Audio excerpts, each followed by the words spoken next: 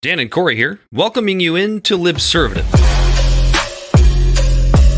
The great fundamental issue now before our people.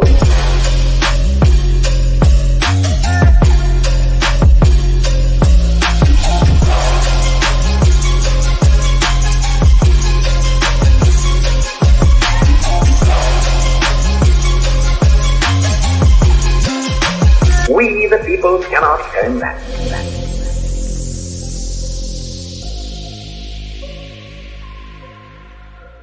Yeah, welcome in to another episode of Libservative. Check it out. Dan's not dead. I'm not dead. I feel much better, although I do have a bit of a lingering cough. So if you hear me fade out for a second so that I can hack a lung up, that may just happen. He, of course, is Corey Walsh. And he is Dan Griffin.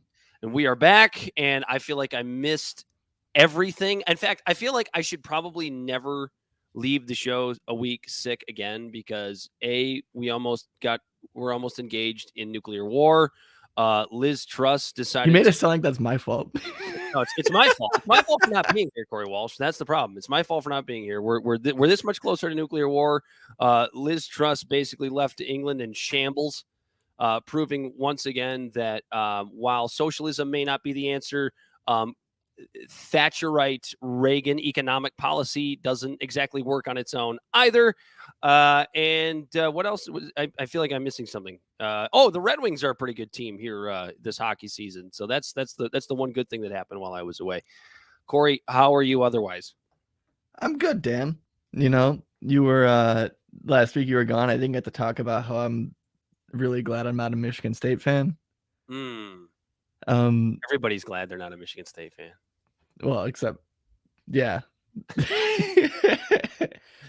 for the Michigan State fans, I guess. Sorry, I figured out a new trick, Dan. I can share our live stream to political groups. So well, marketing thing was going. We're just a few years below boomers, so we're figuring out technology just along with the rest of the crowd. So yeah, I thought about it like 2 seconds before we started. I was like, oh fuck, you know what I'm gonna do? I'm gonna share this to political groups. And what are you drinking this evening, Corey Walsh? So going off of what's going on this weekend and stuff like that, I am going up north for my brother's birthday. Ooh. And we are going to be indulging in a lot of drinks and all sorts of things. So tonight I'm just drinking boondocking in the woods, drinking beers. And so that being said, tonight I'm taking it a little bit easy. I'm just drinking some champagne and beers. Got me some Miller High Life going on. And real quick, Libservative Podcast is found on all social media and podcast platforms. Our website is podpage.com/Libservative. We can be found at Libservative on Facebook, YouTube, and Twitch. Instagram and Twitter at LibservativePod. And you can find our transcripts at LibservativePod. Libservative Podcast at WordPress.com. Our TikTok videos can be found at Libservative Podcast. And you can reach out directly at LibservativePod@gmail.com. Subscribe today! Although we are thinking of maybe doing things a little bit differently, maybe getting away from the little monologue format and maybe doing something at the end of the week, each week, where Corey or I hop on for about 15 minutes and wax poetic about whatever we feel about, rather than subjecting you to a monologue every single episode. An airing of grievances. Absolutely. Oh my God, we are going to get to some airing of grievances, particularly among conservatives. But I do have to say this, since I asked you what you drank, I'm looking at what I'm drinking. What are you drinking, Dan? I'm regretting it a little bit because I do still have a cough. Even though this is the second one I've poured this evening, I did decide to go because it's like unseasonably cold here in Michigan. It's like 38 degrees. It's going to be 70 tomorrow. If you've never been here, you will experience during certain times of the year all four seasons within about a 3 or 4 day period. Is that right, Corey? Yep. So given the cold, I decided to pour myself a nice White Russian. Also because you're a Putin apologist. I've been accused of being a Putin apologist as well. So I have to embrace my inner Putin apologist. But Schizo says Libservative is his cup of tea. I should be drinking a cup of tea. Is what I should. Hot toddy in the very least. Mm-hmm. Glad you joined the show, Schizo. Anyway, I did pour myself a Nightwear Russian. I don't make them with Kahlua. That's the key. Where's the money, Lebowski? Don't make them with Kahlua. And I don't owe any money to Jackie Treehorn. If you owe any money to Jackie Treehorn, if Jackie wait, oh fuck. Your wife owes money to Jackie Treehorn. You owe money to Jackie Treehorn. So get your Lebowski lines right if you're going to talk about White Russian. I blew it. I fucking blew it. I'm out of my element, Donnie. Yeah, absolutely blew it. What have you been taking in the 2 weeks in the 2 weeks since my absence, Corey? So I've still been just binge watching Hip Hop Evolution on Netflix. It's a great show. It really breaks down like the evolution of hip hop. If you didn't, surprise. That's if the title doesn't give it away. But it's just a great show. It breaks down all the different Sugar Hill Gang. They were one of the first. Because it used to be just dance parties and MCs and stuff, and then people just started to actually record it and throw it on vinyls, and then it just took off. And then there's the West Coast and the East Coast, and I like how you're breaking it up so we don't get shadow banned by YouTube. Just the sounder I have saved here. Boom, boom, boom. Got really lucky. I don't know. But yeah, that and just trying to get as much disc golfing in as I can before the season's over. That's outstanding. I'm so glad you're getting in touch with your inner old school hip hop, Corey. You need it. It's something you needed, something we all need. So it's a wintertime activity. Oh yeah, I've been on a real Rakim binge lately. Skizzo said he's been on a conservative rap lately. I'm assuming like Tom McDonald or Kanye. Kanye West. That's out there, right? What's a funny one actually is in the underground rap scene is Chris Webby, who is kind of a leftist, and he's not necessarily like a conservative rapper, but people as of late, because he's been calling out the left and stuff, he's been getting... Well, isn't like the whole theme of hip hop since it's begun, it's always been counterculture. And right now, like conservatism and kind of like these more right-wing ideas, it's kind of a counterculture right now, isn't it? Is that a weird... Yeah, that's fair. Yeah, you're right. Yeah, Tom McDonald is definitely really getting big. Upchurch, yeah, he does rapping. He's pretty good. There's oh man, there's a bunch of Big Smo. Yeah, there's a big I cannot believe, like, if you had said to me in like 2009 that one day it was going to be like really fucking punk rock and counterculture to have conservative ideas, right? I would have looked you right in the face and said, what planet do you think we're going to be living on in 2022? It's what a world we live in. It's absolutely amazing. Yeah, and no, and some of them I like some of their talking points and stuff. Like Tom McDonald, he gets a bad rap for being like super like anti-woke, but some of the things he says, it's not terrible. But his rap style, it's literally it's rap. Big Smo and all them is that country, that hick hop stuff, which also is kind of taken off. Which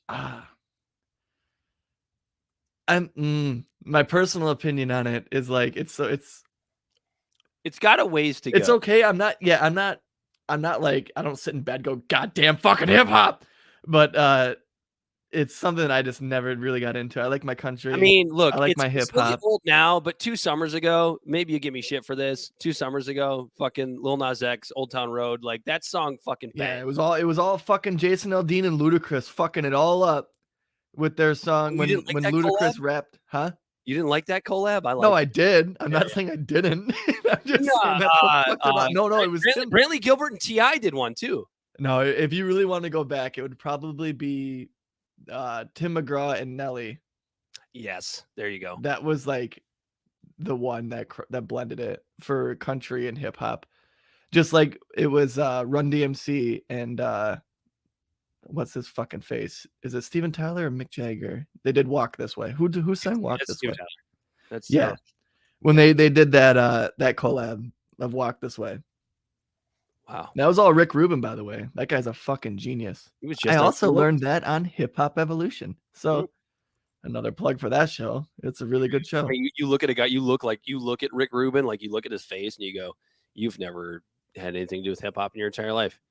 He looks like he lives in the mountains right now. Beastie Boys, Eminem he's worked with, fucking Run DMC. That guy has been a producer of some of the greatest fucking music that we know. I got a drink. Are we still doing the drink if you I swear? forgot. I am so like my brain hasn't fully come back yet. So hopefully, Corey, you can write this listing ship again one more time. Here's how off my brain has been today. I'm sitting here and I'm eating my after work like lunch snack deal, and I turn on the TV and I watched Inside Edition for like the whole hour, and I went, "Am I a Oregon wine mom? Like, why the fuck am I watching this shit?" So here's what I came up with for what I've been taking in. One of the lead stories was, did you see the whole mess about the ladies at the daycare with the scream mask on scaring the shit out of the toddlers? No, but that's kind of funny. Here's how I think I might actually be an Oregon wine mom, because I was watching this and I'd seen it before and I went, that's just not okay. It's just it's scaring the crap. Well, here's why it's fucked up. I'm gonna say it was really fucked up. Those kids were like 2 years old. Okay, like, it's not like they were 6, 7 years old, right? Where it was like, borderline. You know, kind of have fun scaring kids at that age, but like, dude, these kids are 2 years old. They barely speak. Like, think about your son, and I know he's over 2. I was just gonna say that since my kid was able to walk and like get the concept of chasing me down the hallway, I've been doing jump scares at him now for about a year and a half. It's different though. It's different though, because you're his dad, right? You're Jimmy. Dad. He can see your face, right? He knows it's you. As to where like some strange lady putting on a scary monster mask when you're 2 years old and you're in a strange place and you're not at home. I don't know. Right. I thought it was messed up. I don't know. Am I going soft? Am I turning into an Oregon wine mom as we You speak? are turning into an Oregon wine mom, that's for sure. And yeah, Jimmy, we do read them. We try to get to them when we can if it fits into the show. Yeah, welcome to the show. You're new. Oh, great. Yeah, it's great. That was the other thing on Inside Edition. Jimmy, don't buy a Jeffrey Dahmer costume. Do you see this story? This is why you got to. No. I can't believe I watched Inside Edition. Yeah, apparently Amazon has banned. I know you're literally bitching about a bunch of shit I don't give a fuck about. Banned Jeffrey Dahmer costumes, Corey. But here's why I was pissed off at this, and this is what doesn't make me an Oregon wine mom. I was pissed that they're banning Jeffrey Dahmer costumes, because isn't that a thing like it seems like every year there's like one costume that somebody wants banned because it's too offensive. Yeah. Yeah, it happens every year. It's always like someone just always crosses the line. I mean, it's just really interesting because like you wear a Jeffrey Dahmer costume as a 5th grader to like school. Well, shit. I mean, like 20 years ago, blackface was okay. This is true. And now it's like no. Yeah, I mean, apparently it's really popular because of the new Netflix. Is it because he was gay? Is that the controversy? I guess it depends on who you ask. He was into interracial relationships and he was gay. Yeah, that's what it is. Yeah, it's anti-woke crowd getting pissed off about the. Yeah. So that was what I took in. I took in fucking Inside Edition. I have issues and I need to stop. I need to go home. Dude, it's better than when I get wrapped up in watching. I'm over here watching fucking Peppa Pig. I mean, at least you have. If I got wrapped up watching Peppa Pig, that would be fucked up because I have no kids. Yeah, that would be a little fucked up. I'd be like, Dan, yo, what are you doing, man? Yeah, that you might have to call the authorities on me for that one. So definitely not watching Peppa Pig over here. All right, you want to get into it? You want to? How far in are we already? 20 minutes. Why do we waste our lives? We're only 14 minutes in.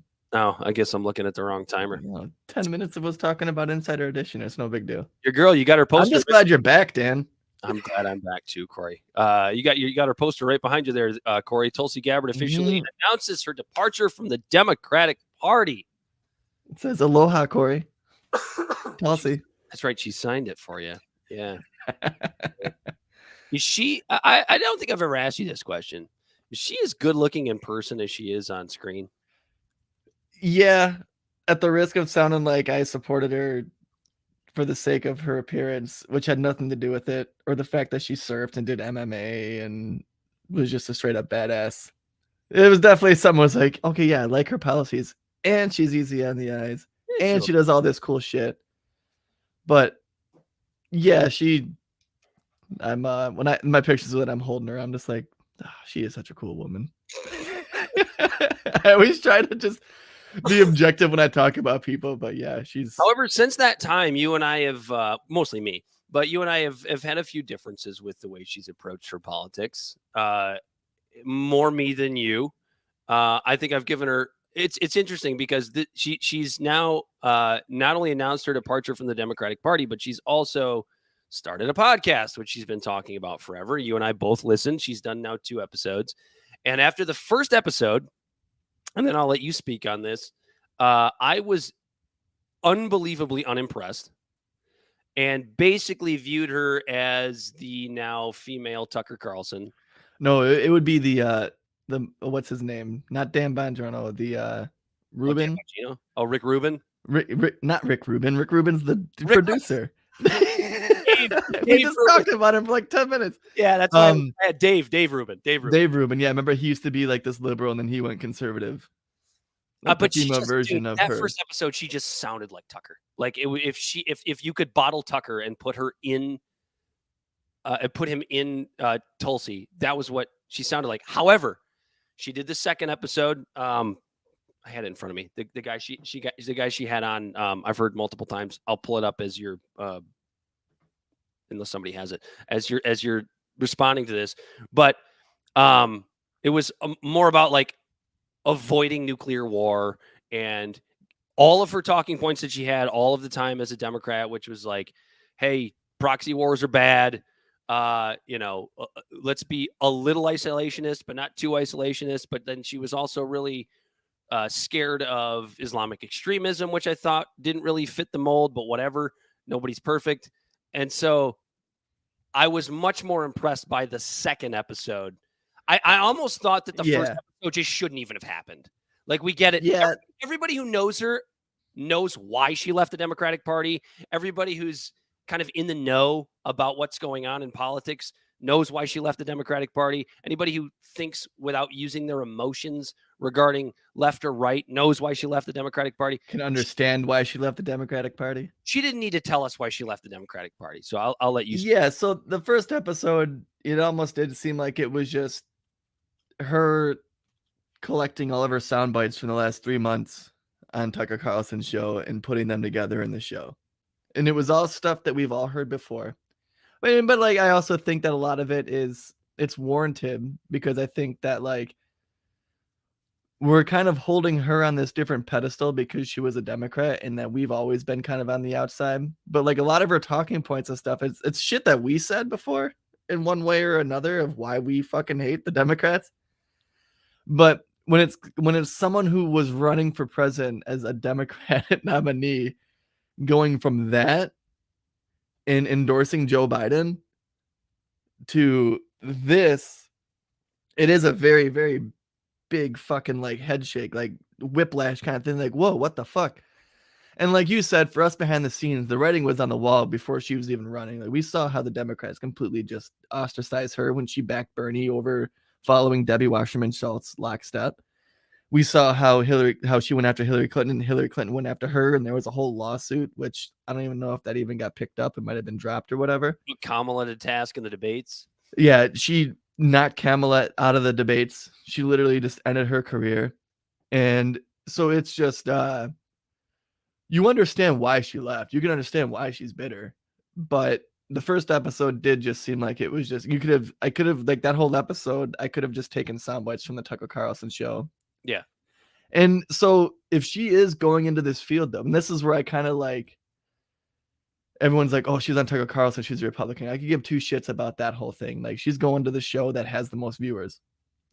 And if she's going into the podcast scene and getting away from actually being a public servant, then in the marketing aspect of it, staying relevant, then it was fucking genius. That's just free airtime.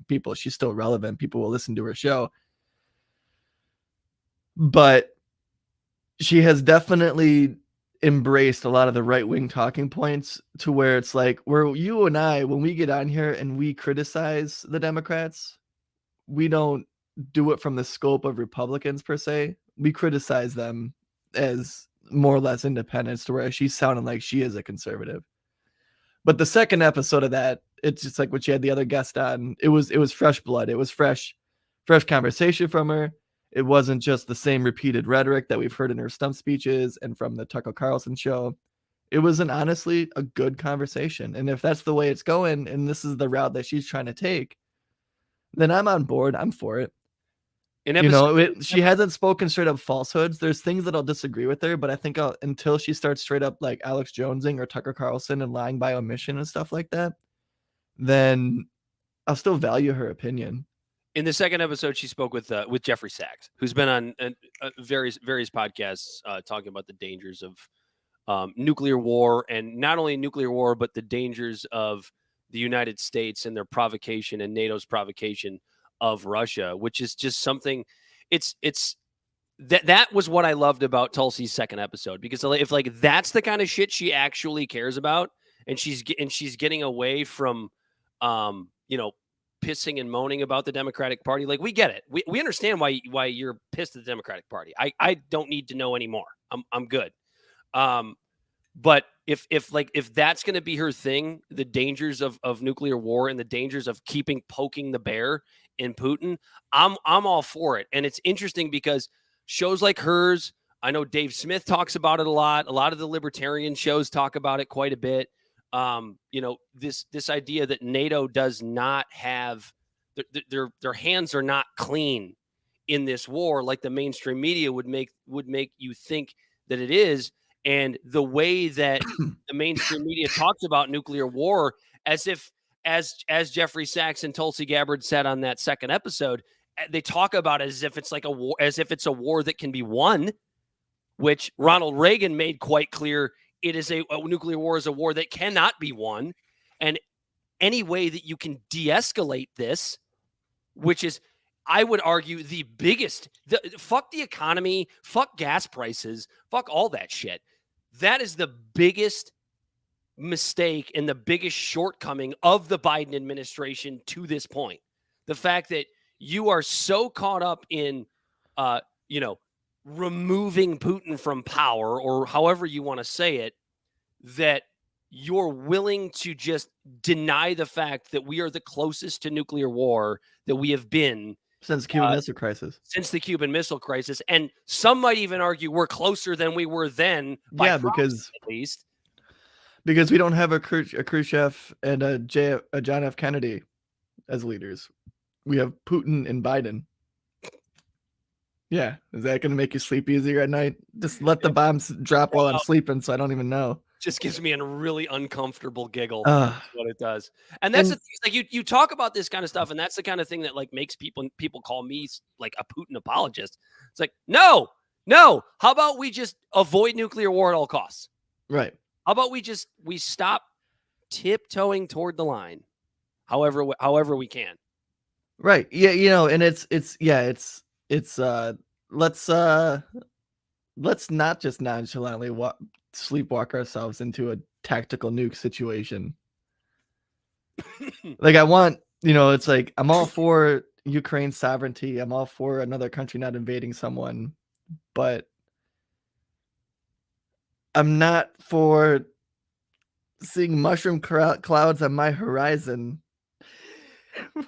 for a slice of land that's 6,000-7,000 miles. How far would that be? 12,000 miles away? Yeah, probably more. Let's make no mistake. Like, the money, the weapons, like, we are at war with Russia by proxy right now. Have been the whole time. In fact, we always have been. Vietnam, Korea. Well, if you listen Afghanistan. to Jeffrey Sachs, he'll say that we've actually been at war with Russia since about 2009. So yeah. So I think it was 2009 or 2011. When,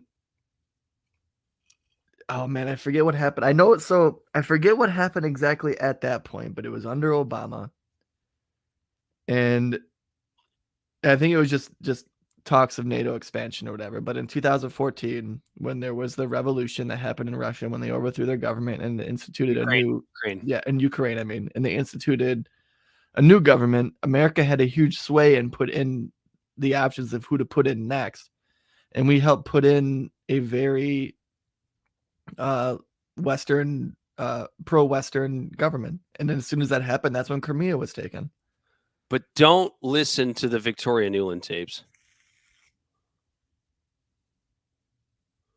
Oh, you're reading that comment too? Yeah, he said he had an unpopular opinion. I'm reading Dark Sage's comment. Let's throw it up there. I prefer divided government on the state level. I happen to live in New Hampshire and would prefer in one chamber, if one chamber was run by Democrats and one chamber run by Republicans, having a trifecta either way is not something I prefer. Look, that's not okay. He or she portrayed this as an unpopular opinion. There's nothing unpopular about that. That's what this show is. That's political pluralism. So yeah, but he lives in a blue state. New Hampshire's blue, right? Yeah, Hampshire is as blue as the ocean. So we're in Michigan, so it's a purple state. So it's kind of like that, and it also has its positive and its negatives. There's stop gates from either side running free with something, but when it comes to actual progress, when you only have two parties, it also is just painstakingly hard to get anything done. So luckily here in Michigan, we have ballot initiatives that come to any like serious issue.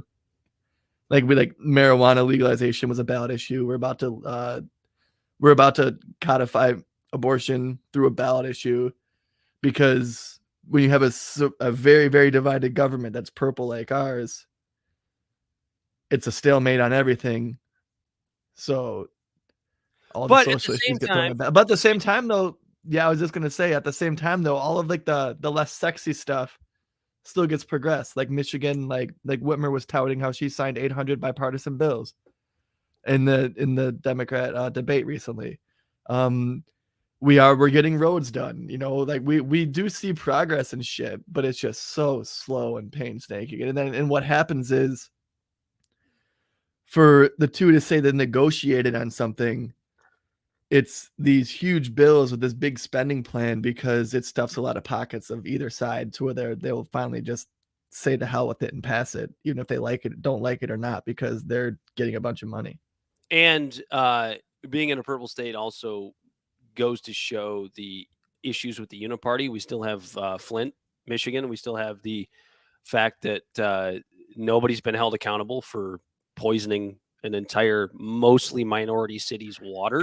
And so, for example, that's the two-party thing. We had a Republican governor and a Republican attorney general, but it was a city in Michigan that was in bankruptcy, to where they had completely shit credits where they couldn't get any loans. But Obama, through Goldman Sachs, made it to where we can get junk bonds flushed down to Flint, and that's what paid for the shitty water that poisoned a bunch of people. And then as Snyder's president, as we have a Republican president, Obama shows up asking for a glass of water. Oh, I'm serious. I just need a glass of water.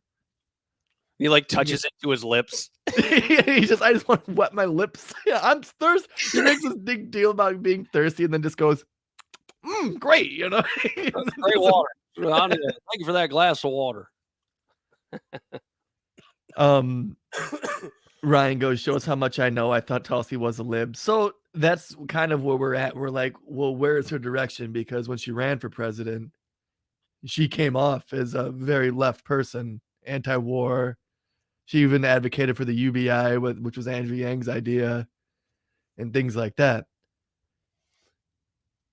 Yeah. So I don't know. I don't really know. I'll keep listening. I'll keep listening to the show, but I hope she focuses more on like pragmatic issues and not being like, I'm pissed off at the Democrats not because being of this. bitter about Democrats. Like if save that shit for TikTok. If she just took that first episode to just like get it off her chest, okay, I can live with that. I'm good with that. Hey, bright nice, but no more. And like if she wants to bitch about the Biden administration, I'll have no problem with that. But it's got to be for legitimate reasons, not just because she's bitter. You know what I'm saying? So. Good for Tulsi. We'll see where she goes. New Hampshire is a very strange state, libertarian in a way. Okay, wait. Is it New Hampshire or Maryland whose state motto is live free or die? Liberty or death. It's either liberty or death or live free or die. One of those Eastern Coast states. I think it might be Maryland.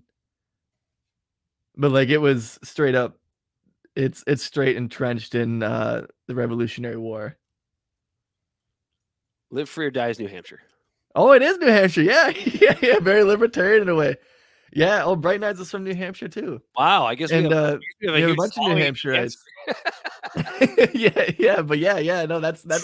I remember seeing that license plate and seeing that, and I was like, fuck yeah, like, live free or die. Time to move to New Hampshire, Corey. We're on our way. We're on our way out, gentlemen, ladies, whoever you are. I think Michigan's positioning itself economically and politically to be actually the vacuum for the West and East Coast. I mean, honestly, if you'd asked me during the height of COVID, would I ever consider voting for Governor Whitmer again? I would have said, fuck no. But yeah, I'm certainly not going to vote for her opponent. I might vote third party, but I would certainly consider voting for Governor Whitmer for another term at this point, based on. Yeah, okay. We could definitely spend an hour and a half on the whole old folks home situation. Yeah. COVID, but we're not going to do that tonight. So we got to move on. You want to talk about Bubba Wallace? You want to talk about the cancel culture of the right? Yes. The right kind of cancel culture. The right kind of cancel culture. Look, Corey and I have talked about this many times on the show for various different reasons, but like from various different angles too. We know the unbelievable woke culture loves to cancel people that aren't even like who they think they are, right? They tried to cancel Joe Rogan, for fuck's sake. They tried to cancel there's a million examples. I can't think of another one off the top of my head. But Louis C.K. and all he did was jerk off. No, I'm just kidding. No, he actually did some kind of. He asked permission. Louis asked permission. He did. He asked permission. Dan, can I jack off in front of you? And if I ask for permission, and I will say no. I will kindly say no, and then you can go. And then if you're like a gentleman like Louis C.K., you don't do that. Okay, fine. I'll find a different person to. All right. Yeah. Where's your bathroom? Oh man. So look, the fiasco. I'm not a NASCAR fan. I don't think Corey's a huge NASCAR fan either. But the situation with Bubba Wallace brought this up. So real quick for NASCAR, like I'll sometimes put it on for the boy because he likes cars and race cars. Sure. And like I'm not a NASCAR fan whatsoever, but if it's on, I can immediately get into like the strategy of it, like football, to where it's like using your partner to slingshot each other and pitting at the right times and stuff. And I can see the strategy, so it's interesting, but I never wake up and go, oh man, I can't wait for that NASCAR race. I tried to get into it as a younger man. I could never really get into it. I've gotten into fights about people because, you know, like people are like super elitist about how NASCAR is like a redneck sport and only rednecks like it. And I got in a fight not that long ago with a guy who was like, NASCAR is such a waste of resources. This person is like a huge hockey fan, right? And so I look at him and I go, okay, NASCAR is a huge waste of resources. How so? Look, all that gasoline they use, the stadiums are huge, this and that. I'm like, okay, so NASCAR has like four circuits. A weird take to hate NASCAR. Has like 4 circuits. It was like this weird like climate change argument, right? For like, because it's cars, right? They're burning petrol or whatever. So NASCAR's got what, like 4 circuits? They all run once a week at the same track or a couple different tracks, and like that's it. Couple practice runs, whatever it is. Using less gas than all the people driving to the actual thing. Meanwhile, you love hockey, right? The NHL has 32 teams, 16 of which are playing on any given night at a stadium that seats roughly 30,000 people. Which sport do you really think is burning more fossil fuels? Ooh, that's a good question because it's literally a giant fucking air conditioner. Because it's at least close, right? Like you can't sit there and be all high and mighty when you're a huge hockey fan and like shit on NASCAR for being, you know, some like waste of natural resources. That's such a weird angle to attack NASCAR. Oh my God, that's why I heard it and I went, really? Like that's why you're gonna shit on NASCAR? Not the stereotypical. Not the Confederate flags. or the stereotypical, I'm gonna drive fast and I'm gonna turn left. That whole interesting trope. Anyway, you're not first, you're last. We got off on a little tangent there. So Bubba Wallace got a little bit of trouble for crashing someone and then getting out of his car and trying to start a fight with the driver that he thought wronged him on the racetrack. Correct? I believe so, yeah. So, and the actual crash, he says that his car lost steering, and he did run into the wall beforehand, and his car hit the wall and then jutted left and hit the other driver, to the point where I think if Bubba Wallace didn't get out of his car like a fucking idiot, I would... First off, I think it's fucking stupid to get out of your car when there's a bunch of cars around you going 180 goddamn miles an hour. That's just dumb. But apparently, it's road rage happens on the track as it does in real life. And here's what we're getting out of it. Every right-wing publication, you got The Blaze, you got Breitbart, you got The Daily Wire, you got whatever other right-wing publication there is, Fox News, talking about what a piece of shit Bubba Wallace is and how he needs to have his McDonald's contract revoked and taken away. And I look canceled, Dan. And I look at this and I go, not only is that cancel culture, right? Not only is that like right-wing, the right kind of cancel culture, because make no mistake about it, is as annoying as the woke left is with cancel culture, the right is just as bad because they just want their type of cancel culture. And they've actually been doing it a hell of a lot longer. They have. They've been censoring Uncle Luke 2 Live Crew in the 90s has a song called Banned in the USA. And NWA, all the old rap. They got arrested for singing Fuck the Police. In Detroit, by the way. That happened. Yeah, that was in Detroit. Elvis they tried to cancel Elvis because he shook his hips a little bit too much. They tried to cancel video games.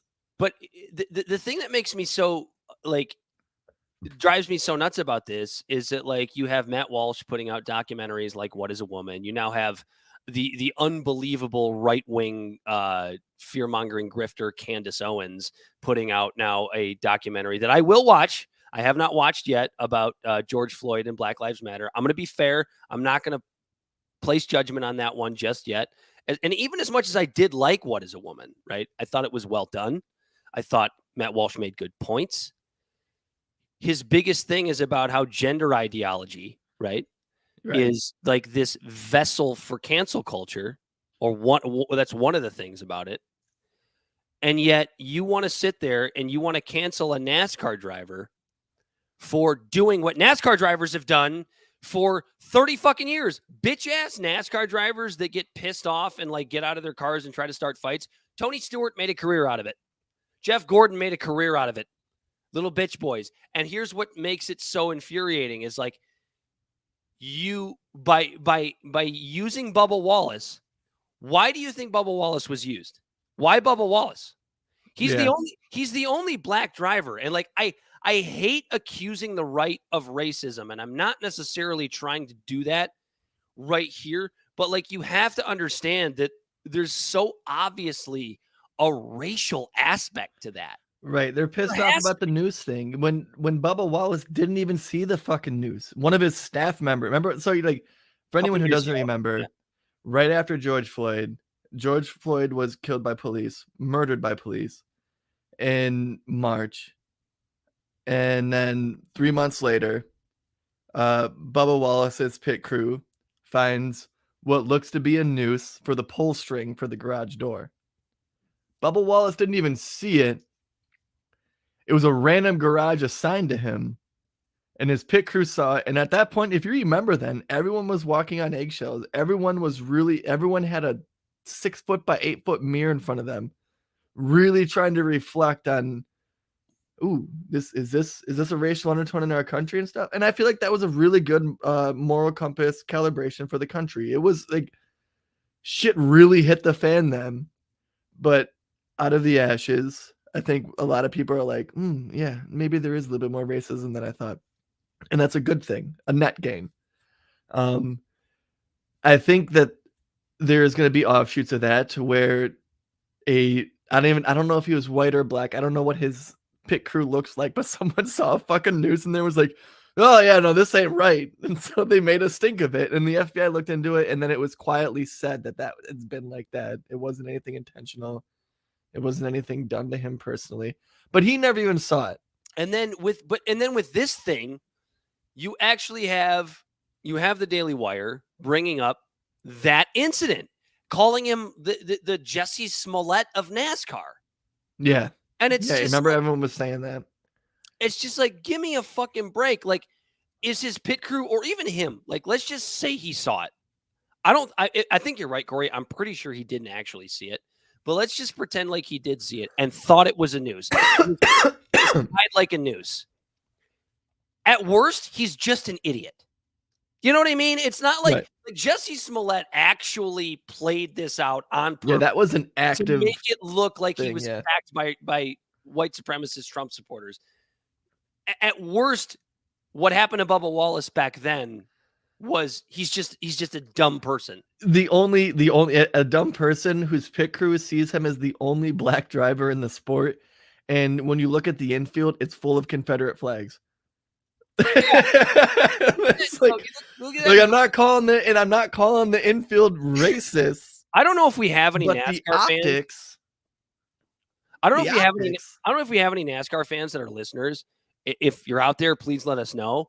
But from what I've been able to read, at least a little bit, is that Bubba Wallace is a little bit of a diva and kind of a pain in the ass. But they're all divas. But exactly, that doesn't mean anything to me. It doesn't mean anything whatsoever. Hey, Jimmy, the only time the Confederate flag ever flew in the White House was January 6th. Yeah, that's the only time a different other than the American flag flew in there. In other than 1812. In 1812, I'm sure the British flag was in there. But what is it? And me and Dan aren't January 6th fanboys. We're not over here live streaming the January 6th committee or whatever, but that is an objective fact that the only time the Confederate flag ever flew in the White House was on January 6th. No, let's be fair. It didn't actually fly. People were walking around with it. It was shrouded. It was shrouded on Lincoln's bust, right? Someone put it around Lincoln. I don't remember that. I'm not going to speak to that. It was around a bust of one of the presidents. Someone put it around the bust of one of the presidents. Yeah. So, like, when it comes to Bubba Wallace, like, I was so infuriated by the clear, at least undertones of racism that were coming from right-wing publications here. Yeah. And I'm not even saying it was done on purpose, like, because you and I have talked about this before. It's like the more extreme the left goes, like the more extreme the right feels like it has to go. You know what I mean? And it doesn't mean that anybody's that pendulum trying to be a pain in the ass. They just think they're doing what's right to kind of keep everything on balance. And so I'm not going to accuse anybody of blatant racism on this, but it's like you have to be able to look at this and see the undertones of it. Yeah, right? There is undertones. You know why there's undertones? Because when LeBron James speaks out, it's shut up and dribble. When Colin Kaepernick takes a knee. When Colin Kaepernick takes a knee, it's shut up and throw the ball. When all of these, what'd you say? Shut up and sit on the bench, really. Yeah. Yeah. His declining numbers didn't help. But when, for example, Kanye West comes out and wears a White Lives Matter shirt, it's not shut up and rap. Mm-mm. It's, he gets it. Oh yeah, he understands it. And it's so funny, and it's so frustrating how minorities are just used as these tokens in these different aspects, to where it's like, when you look at the comments on stuff, all of my black friends, anyone that I know that's black, they just go, yeah, Kanye is just a fucking idiot. They don't subscribe him as a part of their tribe. But then you see white liberals go, oh, you're a fucking traitor. I mean, no, that's not fair. I think Diddy did say he was fucking it up for people. So there was people that are prominent, you know what I mean? But like in my fucking little, my social group, my circle of like my black family and my black friends and stuff like that, they go, yeah, that guy's just fucking crazy. We all knew that. Kanye West is fucking nuts. He's a crazy motherfucker. And it's but the white liberals try to say, well, you're supposed to act like this because you're black. Right. And it's like you're not helping the conversation by doing that. It's like we talked about at the beginning of the show. Like we've reached this weird place. Yeah. So Jimmy, you're right. Jimmy, and that's the thing too, is fucking Kanye went super anti-Semitic. And Tucker Carlson made an interview with him, and he's like, I want to show you that this guy isn't that crazy. And then edited out all the crazy shit from the fucking interview. I'm sorry to just... Schizo says, I also think white lives matter and I'm black. And it's like, yeah, fundamentally, that's a true statement. You know what I mean? Right. Like, that's what makes this whole like Black Lives Matter versus white lives matter versus all lives matter so fucking infuriating, because fundamentally, those are all true statements. Yeah, you know what I mean? it's like... Yeah, like I get like the premise now. The national group of Black Lives Matter, they fucked up. It was full of corruption. But you know, like if I'm gonna say that, then I'm gonna say look at the NRA, look at the unions. You know, you could look at any single organized group and you could find the corruption. But like that's what they do, right? Like you take a fundamentally true statement, right? Like so something shitty, horrible. George Floyd gets murdered by a police officer right in front of our eyes. Right. I don't really care what Candace Owens' documentary is going to point out about. There was fentanyl in the system or whatever. Like he was murdered in front of all our eyes for 8 minutes. We all watched it. And you get this. And I know Black Lives Matter existed before that, but like that's when it really came to the forefront. And it's like it's just this fundamentally true statement, right? Like if I just looked at you and said, "Hey, Corey, you know, Black Lives matter." What would you say? Yeah, I would say, of course, they definitely matter. You take it and you fucking lift off of this fundamentally true statement that you can't argue with it, because then it becomes loaded. You can't say Black lives don't matter. What's the matter with you? Obviously, that makes you a racist. Obviously, that makes you a piece of shit, right? So you take this fundamentally true statement and you just use it to grift, and that's what the organization of Black Lives Matter is accused of, and it seems to be, guilty of at this point. So it's honestly, if you're a grifter, it's kind of brilliant in a way, right? If you're trying to make money, just take this political phrase that is obviously fundamentally true and just turn it into this like political fundraising scheme. Brilliant. Right. Honestly, it's brilliant. Right. And hindsight is 2020, but like again, if I was like a marketing PR person, and like the Black Lives Matter literally started off as a tweet, it was a hashtag, and then it turned into what it is today. Like what? Like if I could go back in time and be like, hey, you should just make it Black Lives Matter too, because it hits harder, it's more reflective for people who aren't black, and it might not have been as loaded, but you know what? It's what we have, and you know what? Black lives do matter. Of course they do. I don't think it's controversial to say it. I think I can say that Black Lives Matter. God. And I think that could also say that the National Black Lives Matter organization is a bunch of crooked people who are grifting a bunch of people who believe in a movement that we just said that we believe in, and they're trying to monetize on it and buy themselves mansions, as evidenced by the fact that all of a shit ton of regional Black Lives Matter movements from like local cities and like precincts are suing the national one right now. Because they took all their money. Untie the statement from the organization. Can we find a way to do that? Right. Because it's obviously fundamentally true. Of course, Black Lives Matter. It's true. Right. And I want to get to the point in this country to where it was Camille from the Fifth Column when he says that race, sexuality, or sexual orientation or religion, we want to live in a world where none of that is anything to be shameful of or prideful for. I shouldn't have to have white pride, and I shouldn't have to say Black Lives Matter. They should just be non-existent. In a country where we are today, where we are all trying to get along to go along, and we're all just trying to get bread on the table, to feed our families, and do the best for us and excel in life. While still like loving your culture, right? Because like I'm Irish. I love St. Patrick's Day. I like to drink beer.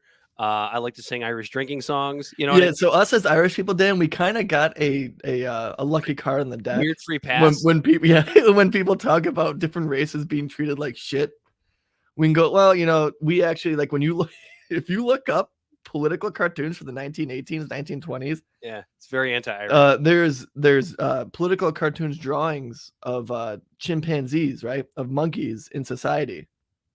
Of literal monkeys, but they were portrayed not as black people, but Irish people. Jimmy says he likes watching street fights at 2 p.m. In Chicago on St. Patrick's Day. See, that's beautiful. That happens in Detroit too. You know what's great about that is the thing that's great about that is that is such a ridiculous honestly offensive Irish stereotype that no Irishman's ever been offended by. Every Irish stereotype, I either embrace it or I laugh at it because it's probably true. Like, what is it? I think it's the Dropkick it's not Dropkick Murphys. It's one of those Irish bands that literally has a song called "Drink and Fight." Like, that's the name of. Is that Flogging Molly? Flogging Molly. Yeah. We'll drink and fight. And if I see a pretty girl, I'll kiss her tonight, or I'll bring her home tonight. We'll drink and fight. Or Dropkick Murphys, "Kiss Me, I'm Shitface." That's a great song. Great ditty.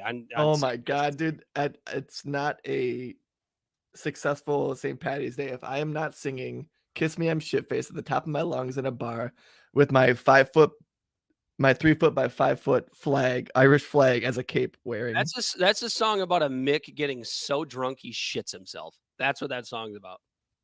Yeah, and he's lying to a chick just to try to get laid. Mm-hmm. With shit in his pants. With shit in his pants. Yeah. Soaked and he's soiled and brown in the trousers. Anyway, what do we got to move on to next? Do you want to get to school swatting, or do you want to get to Dem scrambling for the midterms? I mean, we can save the midterms for next week, seeing as we'll be a little bit closer next week. I'll leave it up to you. Yeah, we could save that one for next week, and we could save the LA City Council needs some counseling for next week because we got really heavy into race this episode. Oh, so man. We'll save that heavy racism for next week. How about that? 2 white guys getting really heavy into race. My goodness. Let me mansplain. And we're canceled. Let me mansplain and white knight my way into this one. Mansplain and white splain. So you want to get to this one here. Oh yeah, yes, that's a good topic. So I have this NPR article in front of me right now, and it's titled "False Calls About Active School Shooters Are Rising. Behind Them is a Strange Pattern." And so it goes into essentially how there's just people that are just groups. So that first off, let me say there's groups of people that are just targeting like school districts and calling all the schools and going, "There's an active shooter. There's an active shooter in the school. You need to send police." And this is happening all over the place. And it got me and Dan talking earlier this week in our show prep, and we were talking about how it's almost like the new fad. So when me and Dan were in school, like we both graduated. I graduated in 2007. You graduated in what, 2006? Yeah, I'm the old man of the show. And so when we both graduated in 2007, 2006, the fad was bomb hoaxes. Kids would call into school to make a bomb threat. Or not even just call in, but they'd like leave notes on like the girls' bathroom stall with a Sharpie. You remember that shit? Did anybody ever do that? Yeah. It's also there's gonna be a bomb that's gonna go off on this day at 1:30. I'm trying to picture myself, so bear with me for this because this is just this image in my head is just fucking hilarious. Imagine you have to piss really, really bad, right? And class is over and you sprint to the fucking bathroom and you got a full ass bladder. And it's like a 45-minute stream. And you sit there and you unzip and you start going and you look up and you just see this ominous message in Sharpie. There's a bomb in the school. And you're sitting there and you have to stare at it for 45 seconds while you drain your bladder. That's the thing. Like, you'd be looking at it too, and as how old is that? And you'd be looking at it, it's like it's still wet, it's fresh. And you're sitting here and you're just trying to finish pissing, and you're trying to push, and you're like, "Oh, I need to fucking tell someone." Oh, it's gonna go off. Yeah, you're just trying to. I'm just trying to pee. Oh man, it's so easy to look back and laugh at that scene. This is my last resort.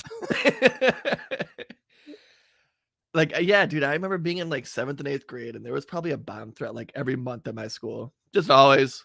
And we like whatever happened, it's funny when you think about how like we talk about kids with trauma and stuff like that, and how kids actually are so malleable that like when the bomb threat happened, we were like, yeah, we don't have to go to next class. And we'd all sit there and be playing paper football, but we'd hear all the lockers opening and slamming as all the cops are checking them. And we'd hear dogs barking in the hallways and shit. And we were just kicking footballs or playing bloody knuckles with quarters. Man, you police.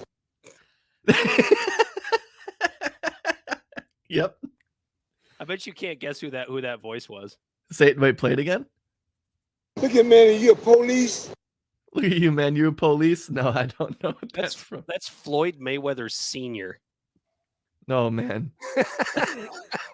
Don't ask me how I have that audio. I just do. What Not, do you- not like the famous boxer. No, his dad. His dad, the coach.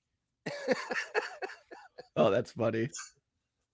But yeah, I think about shit like that. I always try to, like, maybe to stifle my own trauma, I always try to look at the comedic relief in any scenario. I just picture a kid seeing that sign on the stall trying to take a shit and looking up and seeing it and going, oh fuck. And then trying to hurry up and finish. I mean, look, it's not funny. Like, it is fucked up, but like what you and I had talked about was like you what you see on the news is like, this is something that's new. This is something that's different. And Yeah. it's not. It's just kind of changed. You know, you and I are in our are entering our mid-30s at this point. You know, it's been a while since we've been in school, and I just remember middle school. I mean, my school only had the one. We only had one like real bomb threat. I couldn't But, like, even pretend to try to count how many we had. But that's the thing is, like, even if it wasn't somebody like you and somebody that was more like me that didn't have a ton of them, you still heard about them on the news like every day. Every day there was a school that had to evacuate. Junior high, yeah.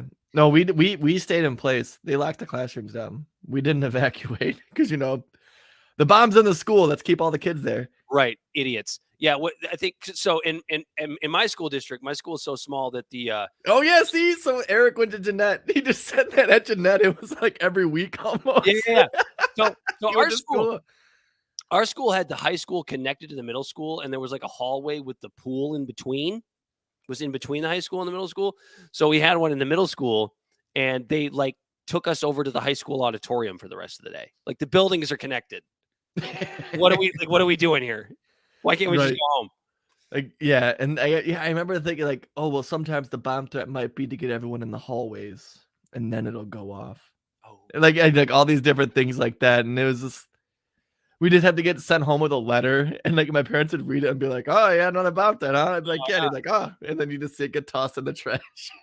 so that's kind of how I view this. I mean, I might be a little more nervous if I had kids that were like in middle school or high school. I don't know. I don't know how I would behave as a parent. Yeah, I don't know. I'm not there yet. I was gonna say you're a parent, but your boy's a little too young for that. But it terrifies me. I think about that because like little kids' schools, like my sons have been targeted. But my wife works there, and she tells me, she goes, if there's anything like an active shooter in the school, their protocol is to just get everyone the fuck out. Right. And it's like good, because if there is a shooter, the shooter's not going to go outside where all the cops are. You know what would make a lot of sense? If like every new school that was built, every single new school that's like built or renovated is all one floor. That way, every classroom's got a window, and you can climb the fuck out of there if there's an active barricade. I've never had a school with 2 stories. I have. My high school was 2 stories. No, mine was 1 story. Yeah. My high school was 1 story. My junior high and my elementary school. Do we have anything else to say about this topic other than it was just interesting? No, I was gonna say like what's scary about it is the fact that like when we talk about how sometimes cops have itchy trigger fingers, a bomb threat inherently is treated more delicately.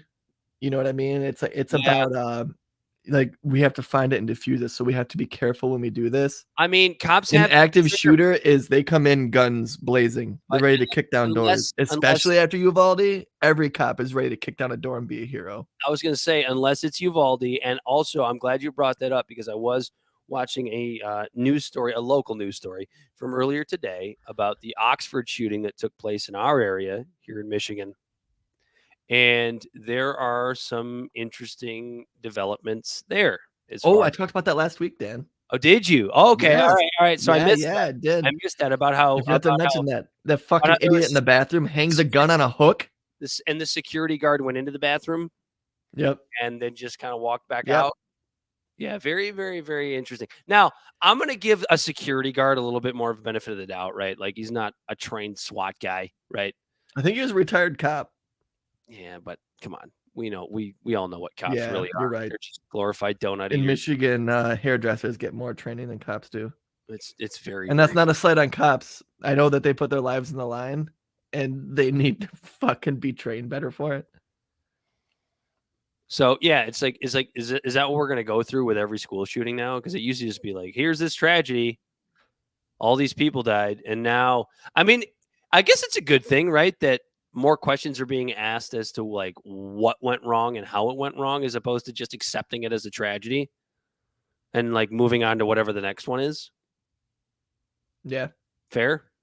that's fair. Again, the conversations, I guess, are getting a little bit more nuanced about it. Because I even said when it came to that, I'm like, so, like, with the example of what happened at Oxford, and God bless that guy, because could you imagine accidentally doing a desk pop in the bathroom and having to go and tell your boss? Because apparently no one heard it. It was in the bathroom. Nobody even heard it. He had to go tell somebody it happened. Could you imagine sitting like in the lobby while the principal's in the office, pissed off because some kid was mooning cameras again or something? And then you got to go in after him and be like, oh, hey, by the way, I just shot the wall in the bathroom. And I guess so. Where I went with that was like, well, so it's obvious that like, oh, you're talking about the security guard that popped the bathroom. I wasn't talking about that, Corey. I was talking about the actual day of the school shooting. Oh, yeah. We just completely confused our audience. No, so apparently there are some parents that are asking questions about the security guard that was there that day that popped his head into the bathroom before the first young man was shot and allegedly didn't see anything and then left. And then the first young man was shot and all the other. Oh, okay. No, I didn't hear about that. Did you hear about the security guard there that accidentally shot his gun off in the bathroom?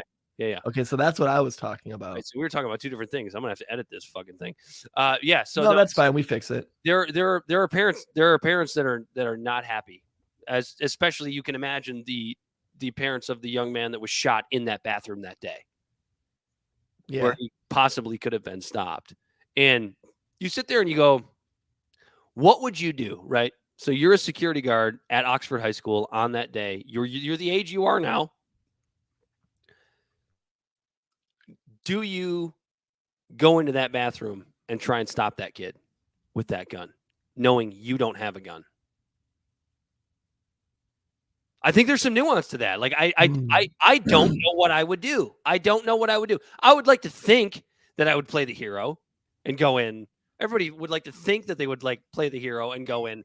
Yeah, sitting on the couch, it's easy to sit there and what you think would go through your mind. I'd like to think that I'd wait for him to come out of the bathroom and then tackle him, blindside him and tackle him. But even if you did, he's already shot one kid in that. But if you end the whole what's happening at the school, if you end it 45 minutes earlier by you tackling the target, and neutralizing the threat, 45 minutes earlier, the ambulance could be in there that much quicker to get to the person that was shot. Because remember, that was one of the things they were saying about Uvalde. A lot of those kids might have died because the cops sat outside for 3 hours while they all bled out on the floor. 3 hours. I like how the time frame just keeps going, getting bigger. Isn't that like how long it was or something like that? It's like 45 minutes. Oh, in Uvalde? Way too long. Yeah. Bet you it felt like 15 hours to those kids that were in there. Still way too long. Time is relative. And relatively, those kids inside that school probably thought it was days. It's just, I don't know. It's a topic that we made a little bit of light of and had some fun with, but it's obviously not funny in any way. So I don't know. Do you want to get to your good news about coal possibly saving the planet? Yeah. So check this out. We'll end with a nice happy. I look at this. So I look at this banner and it says, "Could clean coal actually exist?" And I cannot think of anything else other than Donald Trump going, "It's clean coal. It's a clean coal." All right. So I don't know if anyone follows the page. I fucking love science, but they have some really, really interesting articles that come out sometimes. It's a little bit. And so I'm looking at this right now, and the title of the article is "Researchers can now cheaply turn atmospheric CO2 back into coal." And so what they created was this weird,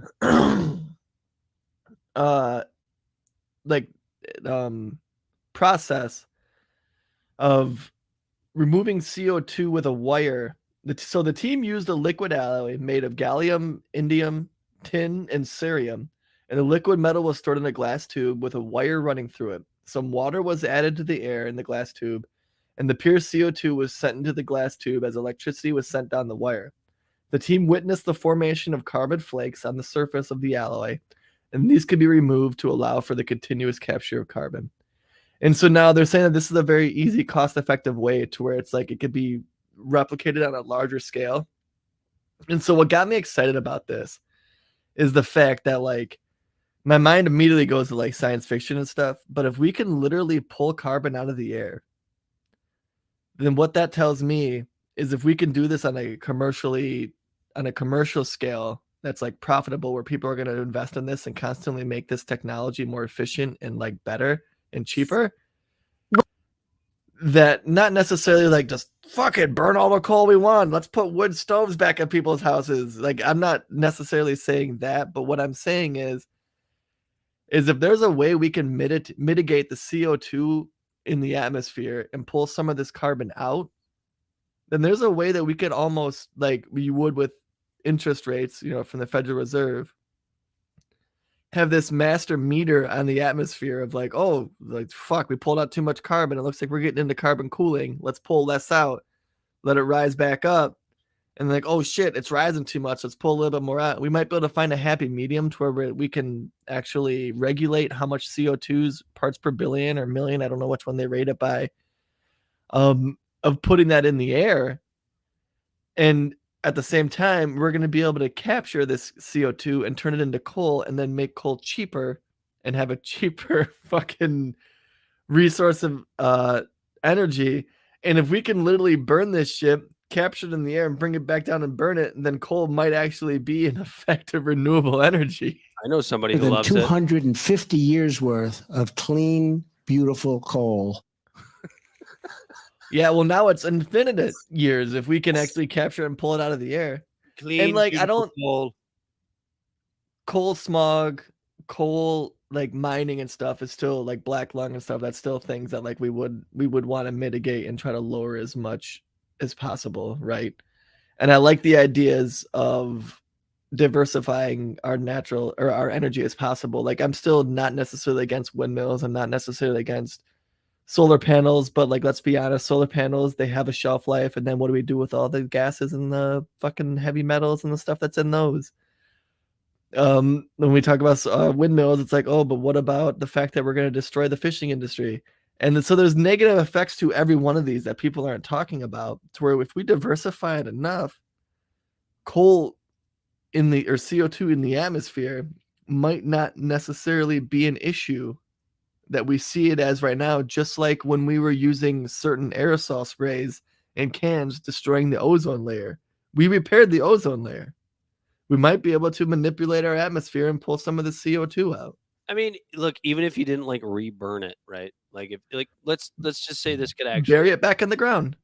No, fucking hold it as a reserve. You could sell it as I would imagine you could sell it as barbecue charcoal, whatever you wanted to do with it. But like solidifying carbon back into coal from the atmosphere, if your fear is really global warming, which we know exists to some degree. There are just arguments as to how existential the threat actually is.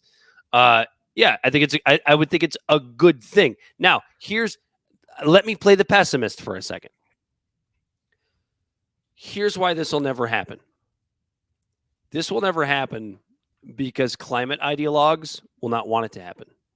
It's the same reason. Yeah. It's the same reason they don't like carbon capture to begin with, because or nuclear energy. Because carbon capture more so than nuclear energy, but they don't like carbon capture because it incentivizes people to, or it incentivizes the energy companies to continue to burn fossil fuels.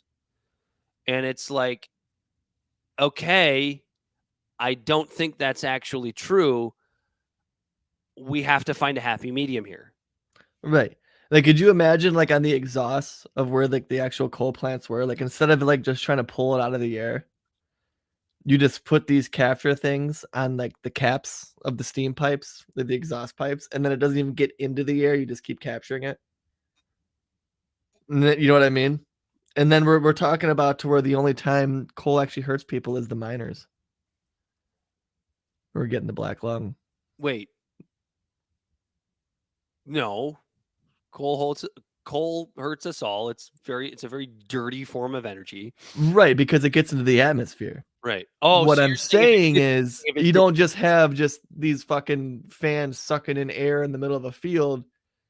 You put this fucking capture thing right on top of the exhaust pipe at the coal plant to where it's not even getting into the atmosphere. It's getting filtered out. And then what's coming out after is just hydrogen, oxygen, nitrogen, and all the byproducts. Because in the article, the only byproducts of the process are carbon flakes, which would be captured, and pure oxygen. The carbon could just be buried back in the ground or used to produce carbon fiber materials, for example. And a side benefit of the process is that the carbon can hold an electrical charge, becoming a supercapacitor, so it could potentially be used as a component in future vehicles. Wow, how interesting. But it's coal, so it's dirty, and the climate ideologues aren't going to like it. You know what's also dirty is using Uyghurs and people in Africa and slave labor to dig up all the minerals that we use in solar panels or the batteries that we're putting in electric cars. Yeah, but it's way over there, Corey. It's way over there. NIMBY, not in my backyard. Not in my backyard. Out of sight, out of mind. Fuck the Uyghurs. Way over there. They're brown. They're yellow and brown people. It's you know, we pretend to care as leftists and liberals, but we don't actually care. Right? It's fucking shame. Horrible human beings we are. All right. Yeah. So next week, tune back in. We're going to talk about the LA City Council being racist. And we're going to certainly get into how the Democrats, because there's probably going to be more things that come about, actually. So it's probably a good thing we say this. The Democrats scrambling for the midterms. And we might even get into all of the reasons why, because this is one of the things I wanted to talk about during the whole Bubba Wallace segment was how the Republicans and the conservatives are essentially just a party of grievances with no answers. Oh, yeah. We didn't get to get into that. Basically all about how the left is so bad, and they're right in a lot of ways. The left, but they don't have any sort of pragmatic policy to fix the other problems. It's like Ron DeSantis, right? I'm going to just put a bunch of migrants on a fucking plane and send them to Martha's Vineyard. I don't actually have an immigration policy or a solution of how to fix them getting here in the first place. I have to let these dirty liberals know why. And I'm upset. Immigration is so bad. Open borders are so bad. I don't have a solution for it other than building a wall and deporting people, which hasn't worked for the last 78 years. But here we are. Here we are. And the two-party system, folks. That's why we're here. And the two-party system. Libservative Podcast can be found on all social media and podcast platforms. Our website is podpage.com/Libservative. We can be found at Libservative on Facebook, YouTube, and Twitch. Our Instagram and Twitter is at Libservative is at LibservativePod. You can find our transcripts at libservativepodcast.wordpress.com. Our TikTok videos can be found at Libservative Podcast. And you can reach out directly at libservativepod@gmail.com. Subscribe today. Listen, share it with a friend. That's all we ask. We don't expect you to blast this on your social media and stuff, unless, of course, you want to. I'm not disparaging that or trying to discourage that whatsoever. But tell a friend where you heard all this cool shit and these funny jokes and these two guys just getting drunk on here, airing their own grievances. Do have a slight buzz. And Jimmy McGill, attorney, obviously a Better Call Saul fan. We love you. And we will be checking out your link. So other than that, he's been Corey Walsh. He has been Dan Griffin. This has been Libservative, and we are out of here. Peace.